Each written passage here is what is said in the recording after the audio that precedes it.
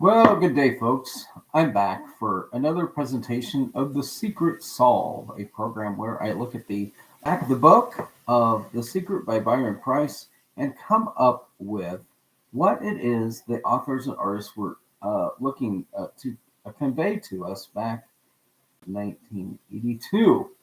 Today's episode starts on page 158, continues on with 159, and wraps up on 160. Well, that's right, we've got a pager for you tonight. Well, the geodesic gnome, otherwise known as the Mustus aqueductus.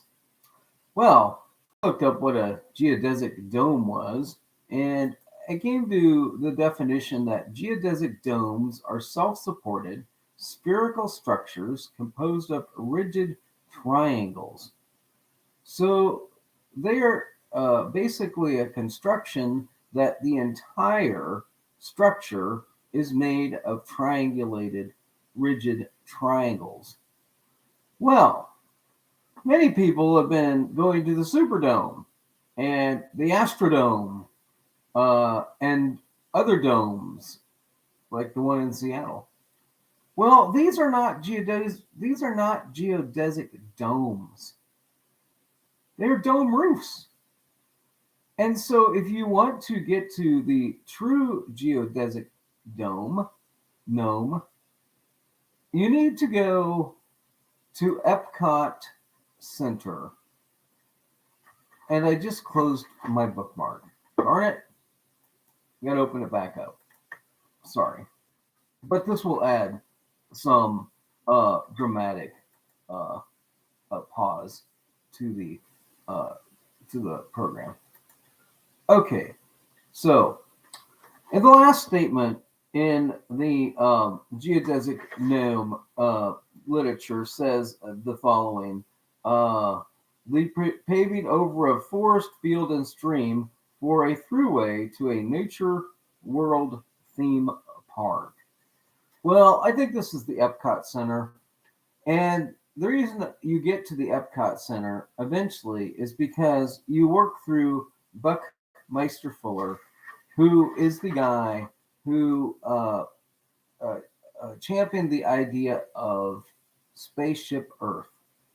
And the entryway into the Epcot Center is the park's Spaceship Earth.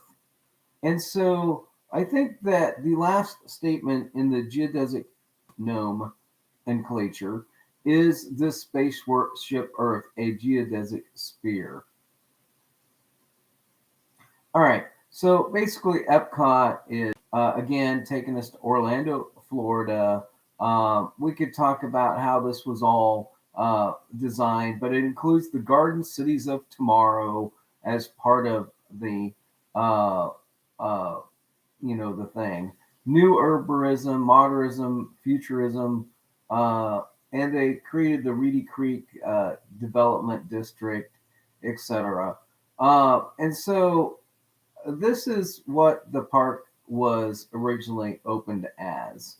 And so let's see how we get to Epcot Center. Well, we have to start with Buckminster Fuller. So Buckminster Fuller is specifically mentioned in this article. He is the guy that was mentioned in the article, and so we'll start with him. Excuse me. Oh man, I guess I wasn't ready to do another one of these today. So Richard Buckminster Fuller was an American architect, systems theorist, writer, designer, inventor, philosopher, and futurist. He styled his name as R. Buckminster Fuller in his writings, publishing more than 30 books, and he came up with such things as Spaceship Earth, Dymaxion, Dymaxion House, the Dymaxion Car, the Dymaxion Map, Ephemeralism, Synergetics, and Tensegrity. But we're most interested, I think, in his Frank P. Brown Medal that he won from the Franklin Institute, and he's an honorary member of Phi Beta Kappa. he is got numerous awards, and he received the St. Louis Literary Award from the St. Louis University Library Associates in 1976. And in 1977, he received the Golden Plate Award of the American Academy of Achievements as well. Uh, and so these are some pretty high honors. So he was born in Milton, Massachusetts, Catholic mother Wolcott Andrews, grandnephew of Margaret Fuller, an American journalist and a women's right uh, pioneer. Richard Buckmiester Fuller tried numerous variations of his name. He used to sign his name differently each year in the guest register of his family's summer vacation home in Bear Island, Maine. He finally settled on the one that he has. So he is basically attended kindergarten, etc. Anyway, educated at the Milton Academy, and he partied a lot with the vaudeville troupe. Again, he served in the U.S. Navy. He spent time as a laborer in Canada as a mechanic in a textile mill, and later as a laborer in a meat packing plant. Uh, he was the commander of a crash rescue U-boat, and he and his father-in-law developed the stockade building system, which made bricks out of compressed wood shavings. So we keep moving on with his life, and he eventually gets to where he is in 1928. He's living in Greenwich Village and spending much of his time at the popular cafe Romany Marie's, where he had spent an evening in conversation with Marie and Eugene O'Neill several years earlier. Uh, he then took a job as an interior decorator, and he started giving informal lectures. And at this time, he designed a Dymaxion house, and he exhibited this to some people. And he also designed and exhibited a Dymaxion car. He got into the geodesic domes when he was teaching at Black Mountain College in North Carolina. Another North Carolina uh, coincidence. And Dr. Walther Barsfeld, uh, I think, was awarded the patent along with uh, our friend Buckmeister. So, if you look at the Dymaxion prototype car, you'll see how it is an interesting design. So, let's see how he got into the in 1954, he designed a hypothetical dome over Manhattan. And in 1960, he co-founded the firm Fuller and Sodao Inc. His first project was to design the large geodesic dome for the U.S. Pavilion at the Expo 67 in Montreal. Okay, so this is how everybody gets all of the St. Lawrence Seaway, Montreal, Geodesic Dome, Montreal Biosphere stuff, and the possibility of the Montreal Sol having to do with the Geodesic Dome that was at the Expo 67 in Montreal. I have no problem with all of that if there truly is a location in Canada and Montreal. I think this gives you some further evidence of that. Um, and in the year of his death, Fuller described himself as the following Guinea Pig B. New Guinea, remember, this is where this one guy ended up being found, right? He says, I am now close to 88, and I'm confident that the only important tool about me is that I am an average healthy human. I am also living case history of a thoroughly documented half-century search and research project designed to discover what, if anything, an unknown moneyless individual with a dependent wife and newborn child might be able to effectively, on behalf of all humanity, that could not be accomplished by great nations, great religions, or private enterprise, no matter how rich or powerfully armed. Yeah, I don't know what that means, but he died in like 1983. So he was a Unitarian, etc. Uh, again, the dome was his major thing. Interesting side note on the Dymaxion house. Uh, this was developed for an exhibit, and it was actually designed in Wichita, Kansas. As a So there's a link to Kansas, if you will. One of his other projects was in Otisco, New York. He had another one at Syracuse University using steel. Um,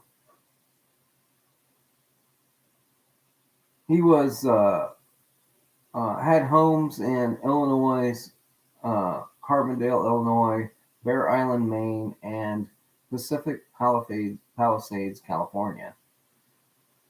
So there's your friend Buckmeister Fuller, and Spaceship Earth, which I think takes you, directly to the Epcot Center, if you will.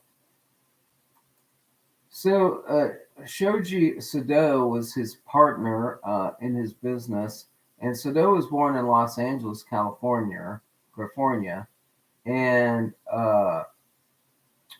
he studied architecture at Cornell University, and was involved in the Geodesic Dome for the Expo 67 at Montreal. He won some design awards, and there are several projects that was completed with him.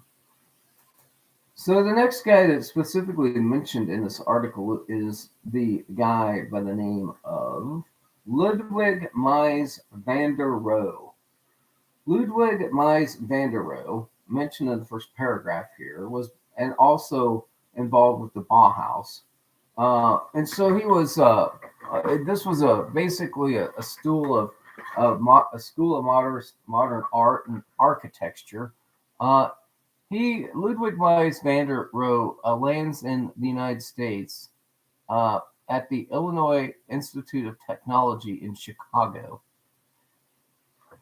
So there's your Chicago connection. He worked in his father's stone carving shop and at several local design firms when he was very young. Um, he married Adele Auguste Braun, the daughter of a wealthy industrialist, um, and who was, by the way, a research curator at the Art Institute of Chicago.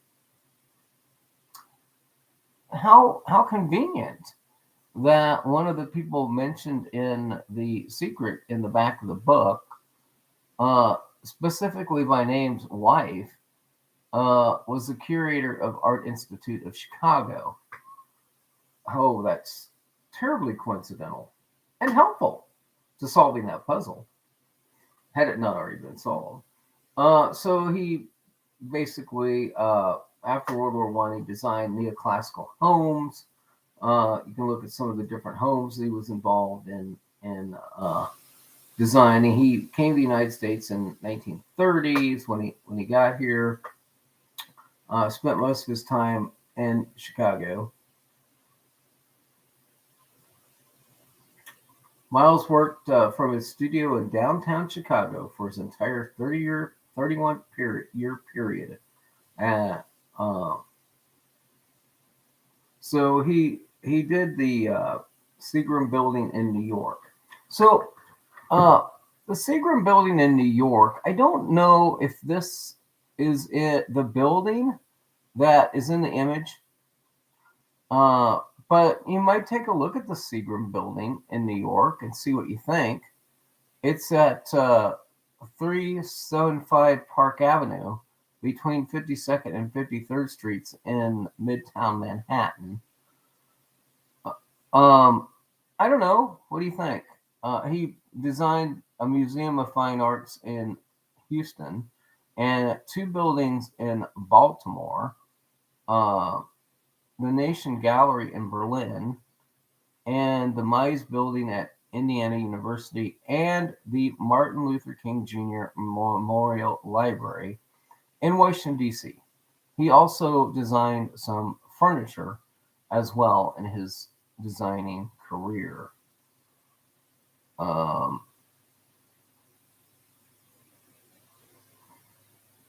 Is there any other list of works here in the United States? I mentioned he's got another building in Plano, Illinois. He's got one in Elmhurst. Several buildings. The Seagram is the only one. He did do the Lafayette Park. You guys that like Lafayette Park, it's Detroit, Michigan, though. He did the Home Federal Savings and Loan Association building in Des Moines, Iowa, and the article mentions maybe a building with a rotating roof on it for an insurance company. Toronto, it's got a couple buildings in Toronto. The American Life building in Louisville, but that was completed posthumously. So there's an example of some of the buildings that the geodesic, but none of them are geodesic domes. And I think our focus needs to be on the domes. And that brings me back to another dome, the one in Flushing Meadows, New York. The Flushing Meadows Park has a dome in it. I think it's called the Unisphere. And so we cannot ignore the Unisphere that's in New York, in the borough of Queens. The globe was designed by Gilmore D. Clark as part of his plan for the 1964 New York World's Fair. It wanted to celebrate the beginning of the space age. So again, we're talking about the Unisphere with its fountain and in Flushing Meadows at Corona Park. So Corona Park, looking at the,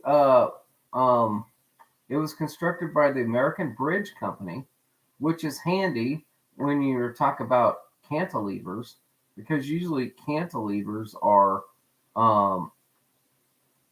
something that you have in a bridge. So anyway, they put this thing together. And you can read some more about it if you like Flushing, Queens. But if you do kind of couple the previous chapter's story about the foul sewer ogre, at one time Flushing Meadows was a stinky cesspool and a city dump. And if you consider that at one time Flushing Meadows was this huge cesspool and dump, if you will, then that might have been what the foul sewer ogres were all about. And it also might be another reference. So the Valley of the Ashes, described in F. Scott Fitzgerald's novel The Great Gatsby, is a fictional location said to have been inspired by the site of Flushing Meadows when it was a dump, as well as by nearby Willets Point. So, I'm starting to revisit, since I didn't have this knowledge about Corona Park and Flushing Meadows, the possibility that the foul sewer ogre might have actually just belonged in Flushing Meadows and Flushing Park, and that that was where the focus should have been for that particular person in the back of the book. So in looking at the actual geodesic gnome illustrations, if you look at the face of this gnome, it looks like the photograph of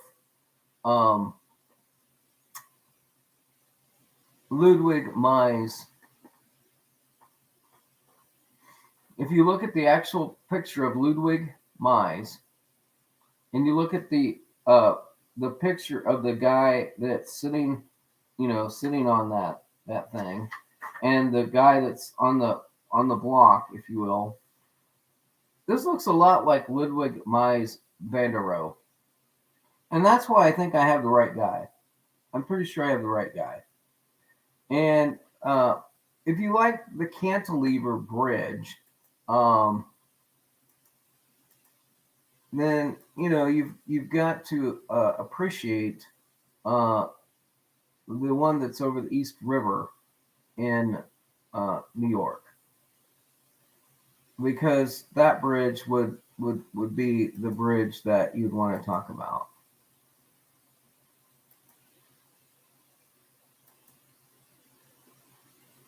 So Flushing, the park in Corona Park, the Unisphere, the Cantilever Bridge, and that would be the Queensboro Bridge that I would be referring to as the Cantilever Bridge. But if you like Quebec, there's a Cantilever Bridge in Quebec, and it's the one that is on the lower St. Lawrence River between St. Foy and Levis in Quebec. And so, if this really is a story about Quebec and the dome that's was constructed for that expo, and maybe the Cantilever Bridge is the Quebec Bridge, which is right there at the St. Lawrence River, and maybe if you start narrowing down the search area for Canada and include this information about this bridge and about the place, you might get closer to an actual dig spot up there in Montreal. So I talked about the Bauhaus and what that was. The mention of the Murphy bed. So let's talk about the Murphy bed, because the Murphy bed is listed here. And it's interesting that the Murphy bed was obviously invented by a guy by the name of Murphy, but his full name is William Lawrence Murphy. And so there again, that puts you right there in that Lawrence Seaway. In fact, yeah, it's William Lawrence Murphy, an Irish immigrant in New York who wanted a creative method of making space. So he ended up getting the patent in the United States, and the fold-up beds were offered by Sears Roebuck Company in the United States for the most part.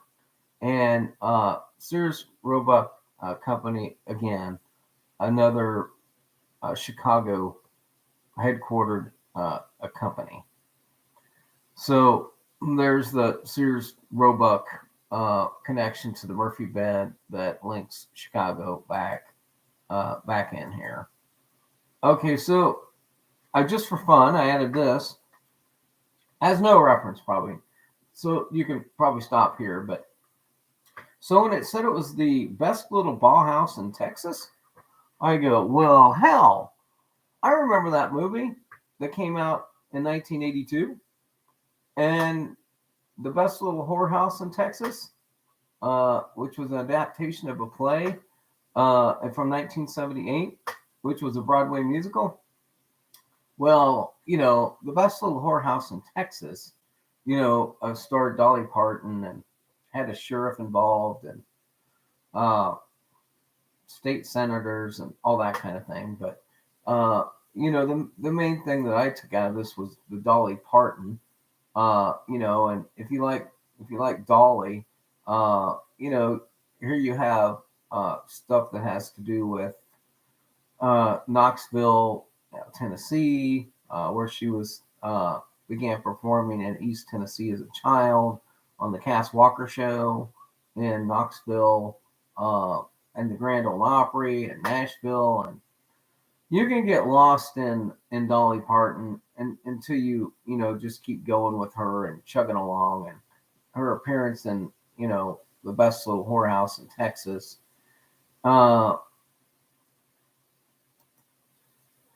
She was also in another small film role before the best little whorehouse in Texas, and this was a 1980 American comedy film called 9 to 5.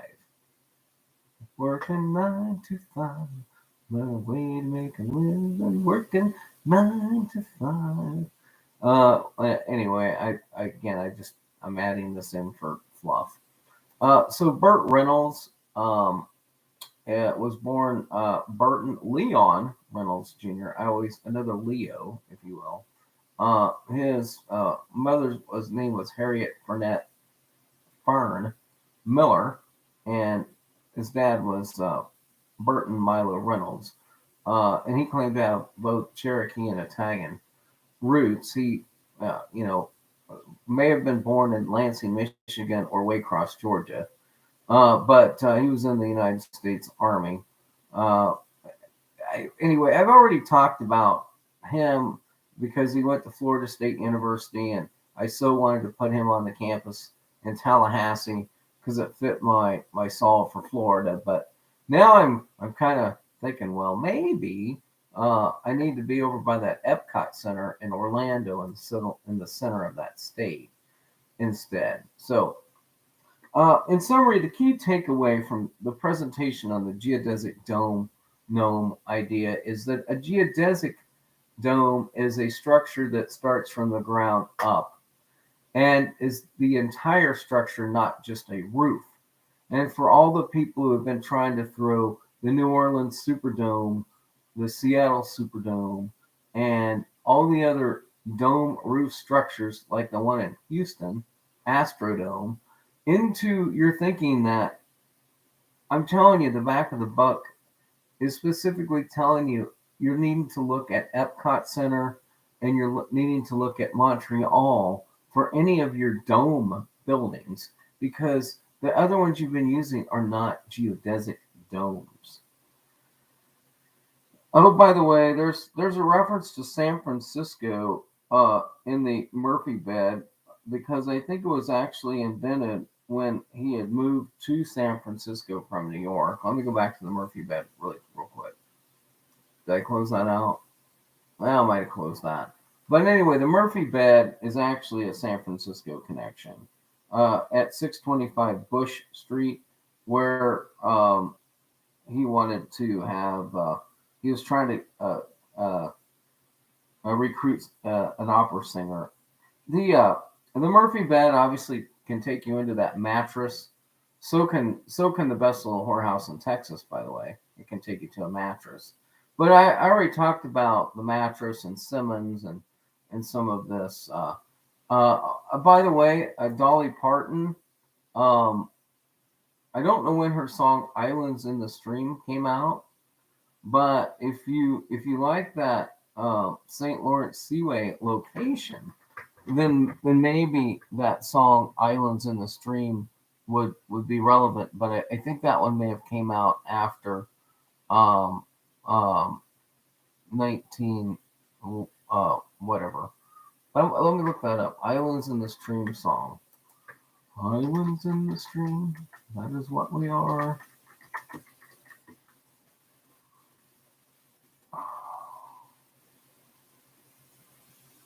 When did that one come out? Dang it! Oh man! Once again, Byron Priest predicts the future, because the Islands in the Stream song that was written by the Bee Gees, which basically did the whole entire album for Saturday Night Fever, did not come out until August 15th of 1983. So once again, the future is predicted by Byron Price, and additional clues were given when you look up Dolly Parton and her connection to this whole thing.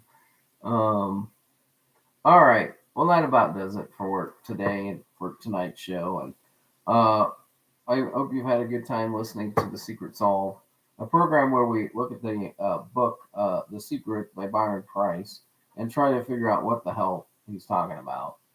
And so that's going to wrap this one up. If you have any comments about it, please post them at the bottom. If you have any additional information that can help in solving the secret based upon the information that you've heard here, please let me know as well. The next up will be the Spirit of St. Louis, which can't be any more obvious than the title. And I will tell you about the Bigfoot, what it means, giant step, what that all means, and maybe we'll all go to Cherokee Park. All right, folks, nobody joined tonight. So sad. Doing all these great shows and I don't have participation. Well, I've alienated pretty much everybody else in the secret community by pointing out how the information they've been presenting is not factually accurate compared to the back of the book, and opening up some new avenues for investigation. And if you'd like to send me a t-shirt for my efforts, let me know.